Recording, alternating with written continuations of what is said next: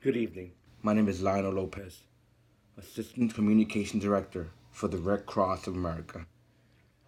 Our focus, humanitarian aid, relief to all the people that need it the most.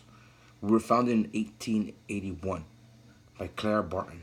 Her focus, helping the people out as much as you can with great intentions and as fast as possible. This has created an issue over the past couple years. The problem, getting aid out on time and to the right place. This creates a huge communication issue between us, local authorities, and the people who need this aid the most. Not being able to communicate with local authorities fast enough stops us from being able to understand the type of need that they have and to the places that they need it the most as fast as possible. For example, March 2016, Mississippi floods. Our great intentions were there. We sent help as fast as possible, volunteers with all the needs that we were told that was going on in those areas, the affected areas. Yet, upon arrival, we were unable to make contact because a communication error was not able to pinpoint the location that the people needed the help the most. So upon arrival, we were unable to assist people right away. Time, seconds, minutes, hours, days is huge in these type of reliefs. We must get there on time and without anything stopping us and without any mistakes. The inability to communicate and develop a strategic plan for our relief operation has become huge.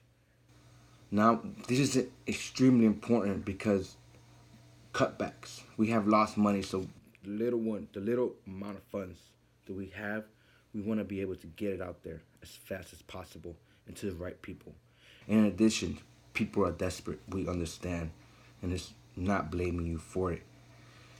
This requires us to go ahead and in order to get to the places that we need, we must develop a security plan to get there safely, to ensure that the stuff needed will get there on time without any issues of crime and desperation from the people that need the help.